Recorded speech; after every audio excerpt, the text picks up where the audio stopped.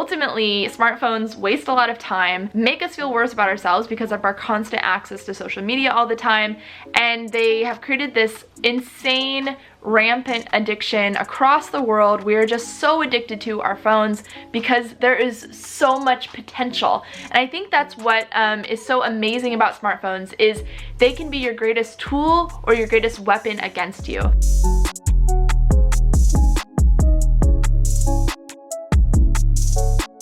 If you want to be a successful person, I have compiled a list of things that I think actually can help you, not just with phone addiction, because I think that is a separate discussion, but that is an element of it, but help you use your phone so that it does add value to your life. We are so lucky to live in an age where we can use GPS at any time. I love that I can take a photo on a hike and I don't need to bring a big gigantic camera with me. In so many ways, a smartphone saves me time, unless I get addicted to it and it's just draining me of all my energy and making me feel worse about myself. The first thing, let's just talk about social media. There are times when I want to quit Instagram altogether, but it's sort of hard for me to justify that given my long-term game plan. However, I do limit my social media in several ways. I recently discovered, I feel like I'm a little late to the game here, the screen time feature on iPhones. I believe on Androids it's called digital well-being, and it helps you to limit certain aspects of your phone that you want to limit. So I've limited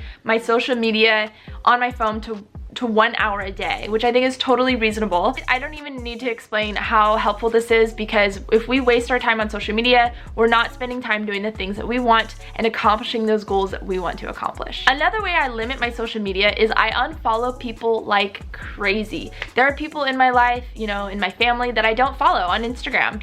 And I think that people can get a little offended by this, and I think it's sort of, you have to decide what's best for you, obviously. But for me, I'm okay with unfollowing someone if they are offended by it or they're sensitive. I can have an in-person conversation and just say, hey, I just follow really limited people. I follow, just over 100 people on Instagram, I think. I often just go through a purge and just unfollow a bunch of people. And I encourage you to try this out. I think it's just person to person, you find what works for you. But I will say this other element that I discovered on Instagram in particular recently, if you don't want to unfollow someone, maybe there's someone in your life and you'd have to have this big conversation, it would be this big, it'd cause drama or something for you to unfollow someone, which is unfortunate to say, but maybe it'll cause drama if you unfollow them, but they post too much, they're distracting you, maybe they're triggering you in some way, maybe they're making you feel bad about yourself, or whatever it is, what their posts aren't actually adding to your life, they're taking away from your life. You can mute their posts and their stories so that you're still technically following them, but they don't know at all that you have muted them, so nothing shows up on your screen. Now, number 2 is games. I personally don't really play games on my phone, but I brought it up in here because I know a lot of people do. I think I have one game on my phone and it's Words with Friends because I love Scrabble. If you want to use your phone like a successful person, delete the games. Stop playing the games. Think about your life before you had access to games 24/7 on this little handheld computer that you have. Delete them. Now, if you find games do add to your life, by all means, keep them. This is just a suggestion. I know there are games that can really enhance like brain activity, and it's like works out your brain and stuff like that. So cool. My husband loves to play Minesweeper. I guess I don't know, is that a good thing? But I wanted to bring it up because you can also, just like I limit my own social media, you can limit the games apps that you have. If you really want to accomplish your goals and find success in life, just ask yourself that question. Are games really making my life better? Are they just wasting time? The next step is to reorganize. I like to take those sort of addicting apps that I still want in my life, because Instagram actually does add value to my life. I have met so many amazing people through Instagram, but I don't want to be addicted to it and I don't want to be glued to it all day. And then I just hide all the other apps in different folders, so I actually have to work to get to them and they're not right there. So if I were playing games, I wouldn't just have my, Angry Birds, or I don't know what people play, like on the screen, the home screen right there. I would hide it in a different app, so I actually have to take an extra step to get there. And then I like to bring to the forefront the apps that promote wellness and the apps that I actually use and add to my life. So one aspect of the smartphone that I really love and actually makes my life better is simple GPS. So I love being able to be in a city and walking around and not knowing where I'm going. Well, I can look at my phone, I know exactly where I'm going. It actually saves me time. I also love to have my notes right up front because I'm constantly taking notes, or if I have an idea, I like to write it down. And pay attention to what is on your docket. So the things at the bottom of your phone, I have my text messages, my phone calls, and my, what's it called? Internet Explorer. And then this other app that I'm gonna tell you right now. This is called Simple Habit. Sorry, I needed to move the camera because the light was in my face. I'm making Simple Habit my next step for successful phone use because it's just an amazing example of how we can make our phones a tool. But here's the thing about Simple Habit. I have actually tried several meditation apps in the past, but I definitely prefer Simple Habit because they make it so simple. What sets Simple Habit apart from the other meditation apps out there is that it's in these little bite-sized 5-minute meditations that are specific to whatever experience you're going through. So they have a ton of stuff on sleep, which I've used a bunch on Simple Habit, and it's really helped me. They have so many sleep meditations. Obviously there are stress meditations and anxiety, depression, things like that. Those are kind of like the big categories. They just released a series that's meditation for dealing with family over the holidays. Meditation has proven time and time again to be a huge factor to people's success. They are offering you a 7-day free trial so you can try it out. I really encourage you, if you have never tried meditation or you've tried it before and it just hasn't stuck, try out Simple Habit because it's so bite-sized and manageable, and it's perfect for, you know, the people like you and me where we're intimidated by meditation and it sounds really hard. Just click the link below to get your free trial and let me know how you guys like it. It's just so easy to use, and there's a meditation for everything, and they're so short. Like, so short. Can you sit? You're... Padme.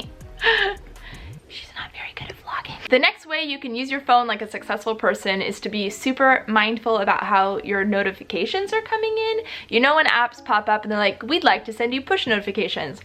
Always turn them off. Stop using notifications. You don't need to be notified when someone gives you a kudos on your Strava. Personally, I only have notifications on for text messages and phone calls. And my logic behind this is if someone really wants to get a hold of me, they will text me or they will call me. If they don't have my number, then they don't really need to get a hold of me. I don't even have notifications for my email app on my phone. In fact, I hardly ever look at my email on my phone because email is not urgent.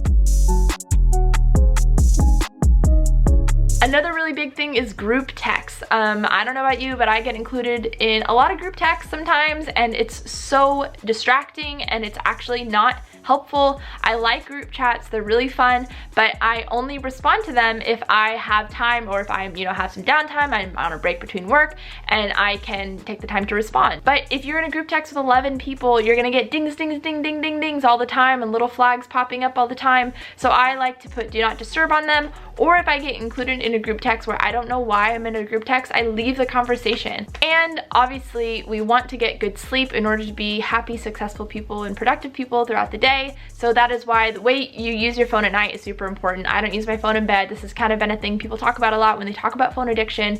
I like to turn my phone on do not disturb or airplane mode at night, just so that nothing can wake me up. Another way we can talk about making our phone a tool is to be a phone minimalist.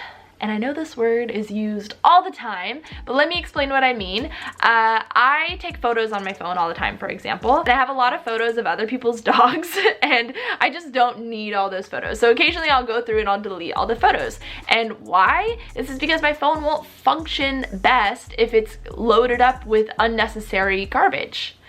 Your dogs are not garbage. You know how much I love your dogs. That is why I take photos of them. But I don't need all the photos and they're weighing my phone down. So try to be minimalist about how you use your phone, or at least clean things out. This goes for apps as well. If you have apps in your phone that actually aren't adding to your life and you don't really want there, why don't you just delete them? Go through a little purge and try to clean things out a little bit. It's like cleaning out your closet. Now, a lot of these tips that I have included are really specific to my own life, except for the games one, because I don't do games. I love love having a smartphone. I think it's amazing. I don't think it's a bad thing, but it has potential to be a bad thing. So my last tip is a very general one because I really want to drive home the point that everyone is going to use their phone differently. If you've noticed, everyone has a different relationship with their phone. So I just want to encourage you to ask yourself, with every app that you use, is this adding to my life or is it taking away from my life?